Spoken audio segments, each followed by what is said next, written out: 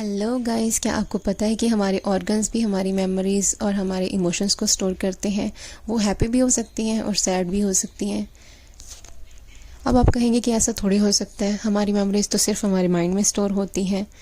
अगर आपको बिलीव नहीं हो रहा तो एक बुक पढ़ सकते हैं आप, उसका नाम है अ चेंज ऑफ हार्ट। अगर आपको बिलीव नहीं हो रहा है तो मैं आपको एक स्टोरी सुनाती हूँ।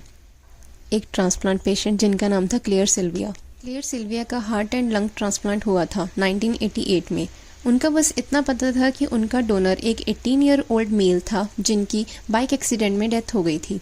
क्लियर खुद एक प्रोफेशनल डांसर एंड कोरियोग्राफर थी, लेकिन एकदम ट्रांसप्लांट के बाद उनको क्रेविंग्स होने लगी ऐसी चीज़ों की जो पहले उन्होंने कभी नहीं खाई थी, जैसे chicken nuggets, French fries, beer, green pepper and Snickers, जो उनको पहले कभी पसंद भी नहीं थी। और उनकी पर्सनैलिटी में भी एकदम चेंज आया कि वो पहले से ज़्यादा असर्टिव हो गई थी, कॉन्फिडेंट बन गई थी और उनकी चाल भी मर्दों जैसी हो गई थी।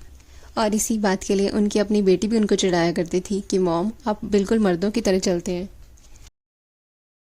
फिर क्लेयर भी अपने इन सिम्टम्स को लेके काफ़ी क्यूरियस थी, तो उन्होंने जानने के लिए अपने डोनर की फैमिली को ट्रैक डाउन किया और उन्हें पता चला कि वो जो भी चीज़ों की क्रेविंग उन्हें हो रही थी वो उस लड़की की फेवरेट थी जो उनका डोनर था। एंड उनकी ऑर्गन्स तक को उनकी क्रेविंग्स याद थी, जो अभी उनके मरने के बाद भी क्लेयर को हो रही थी। है ना इंटरेस्टिंग गाइस? ये तो हुई एक हैप्पी मेमोरी। अब एक और केस था जिसमें एक 8 साल की लड़की को 10 साल की बच्ची से हार्ट मिला था।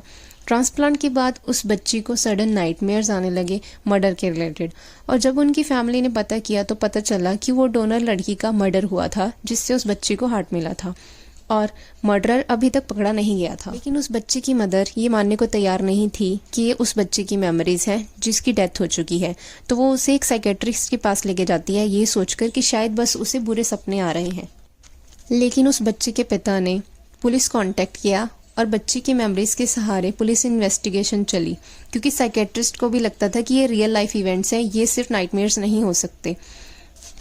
फिर उस बच्ची ने सारी इन्फॉर्मेशन बताई पुलिस को कि मर्डर कहाँ हुआ था और कैसे हुआ था, वेपन कौन सा यूज़ हुआ था, क्रिमिनल की फिजिकल कैरेक्टरिस्टिक क्या थे और उसने मर्डर के टाइम पे कपड़े कौन से पहने थे। फिर इसी इन्फॉर्मेशन के बेस पे किलर को आइडेंटिफाई किया गया, अरेस्ट किया गया एंड उसको सज़ा मिली। Because not only our mind can influence our body but our body can also influence our mind. That's why कभी कभी हमें, जब भी हम कोई पुरानी बहुत बुरी बात याद करते हैं तो हमें बहुत गट रेंचिंग फीलिंग्स आती हैं। वो इसलिए नहीं होती क्योंकि हमारा माइंड काम कर रहा है, वो इसलिए होती है क्योंकि हमारे ऑर्गन्स, हमारे पेट में जो ऑर्गन्स हैं वो भी उस मेमोरी को रिलाइव कर रहे हैं। इसकी वजह ये भी है कि सिर्फ हमारा दिमाग ही नहीं बल्कि हमारे पेट के ऑर्गन्स भी उस इमोशंस को और मेमोरीज को याद रखते हैं जो भी हमारे पास में होता है। So guys, I hope you enjoyed the video. If you want more new interesting videos like this, then like and subscribe my channel. Thank you.